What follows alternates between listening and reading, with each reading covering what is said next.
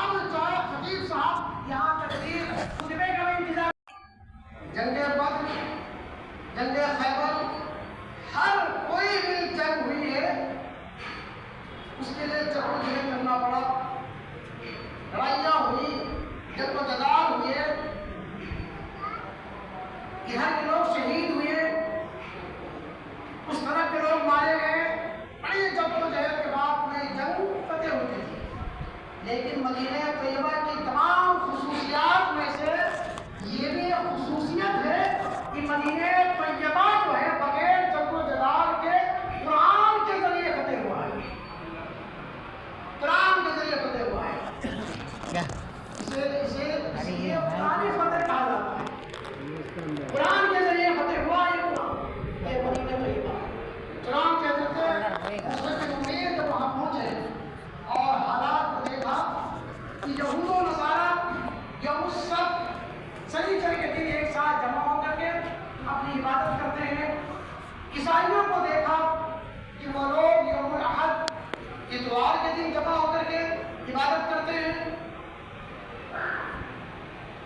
اللہ کے نبی صلی اللہ علیہ وسلم سے مشورہ فرمایا، آپ نے یوم الجمعہ، جمعہ کے دن تمام مسلمانوں کو جمع کیا اور حضرت اسد بن زرارہ رضی اللہ عنہ کو کہا کہ تم جمعہ کے دن جمع کرو اور ہم لوگ بھی اکٹھا ہو کر کے اللہ کی عبادت کرتے ہیں. تو سب سے پہلا جمعہ مدینہ شریف میں قائم ہوا اور اس جمعے کو پڑھانے والے نام صحابی رسول اسد بن زرارہ رضی اللہ عنہ. انہوں نے نماز جمعہ قائم فرمایا.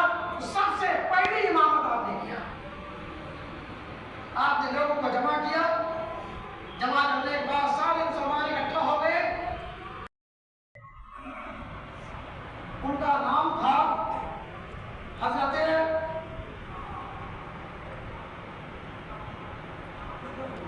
کعب بن لوئی. یہ حضور علیہ السلام کے نقل داداؤں میں ہے اور 540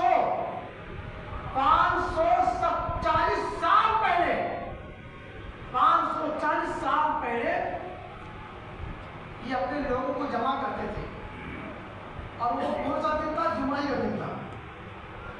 اپنے لوگوں کو جمع کرتے تھے اور نبی آخر الزمان صلی اللہ علیہ وسلم کی میلاد پاک لوگوں سے بیان کرتے تھے اور کہتے تھے کہ اے لوگوں سنو، ہمارے خاندان میں، ہمارے ہی نسب میں، ہمارے ہی قبیلے میں آگے چل کر کے جو نبی آخر الزمان آئے گا وہ ہمارے ہی خاندان کا ہوگا. ہمیشہ لوگوں کو جمع کر کے اور عبادت کیا کرتے تھے اور انہوں نے ہی اس کا نام یوم الجمعہ رکھا. تھا. ان کا ایک شعر ہے. 540 سال پہلے کی بات ہے. آقا علیہ السلام کی موسیٰ سے 540 سال پہلے انہوں نے ایک شعر کہا تھا. شعر تو عربی میں ہے. اب عربی شعر لوگ کیا سمجھیں، فارسی نہیں سمجھتے ہیں اور فارسی کو چھوڑ دو اردو شعر پڑھو تو لوگ نہیں سمجھتے. انہوں نے ایک شعر کہا تھا، سنیں گے نا؟ سن لیجیے، عربی میں ہے. انہوں نے ایک شعر کہا ہے جو میرے آقا علیہ السلام کی میلاد کا ثبوت دیتا ہے کہ میرے آقا علیہ السلام کی آنے کی خبریں اور آنے کی بصارتیں 540 سال پہلے آبی کے خاندان کے حضرت کعب بن لوئی کیا کرتے تھے. ان کا ایک شعر سماعت کیجیے. فرماتے ہیں یا لیتنی کنت شاہدا نجوى دعوته. یا لیتنی کے ذریعے سے شعر کو شروع کرتے ہیں. کاش، یا لیتنی قرآن پاک میں بھی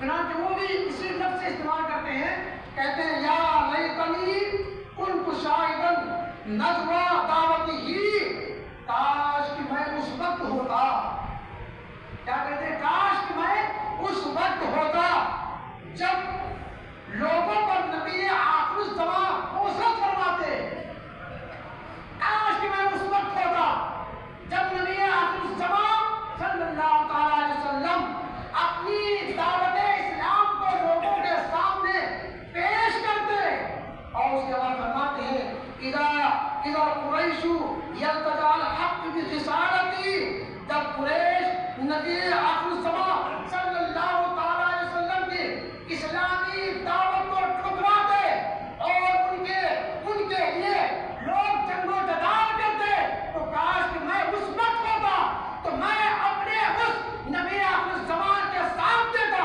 اور اسلام کے حقانیت کا پرچم بلند کرتا۔ اے لوگوں سنو، اب آگے کہتے ہیں اے لوگوں سنو، تم میں سے کوئی بھی اس بات کو اس دعوت دیتے رہنا کہ جب بھی نبی آخر الزمان تشریف لائے تو ان کے دعوت کو قبول کرنا اور ان کے جھنڈے کو لے کر کے ان کے آگے آگے چلنا، ان کا ساتھ دینا۔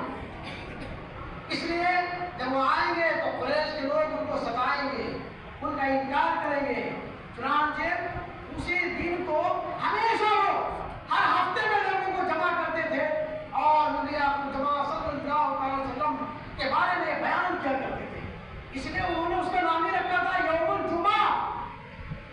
لیکن وہ یوم الجمعہ وہ زیادہ مشہور نہیں ہوا اور اسی مناسبت سے اللہ تبارک و تعالیٰ نے یہ آیت کریمہ نازل فرمایا یا ایھا الذین آمنوا اذا نودی للصلاۃ۔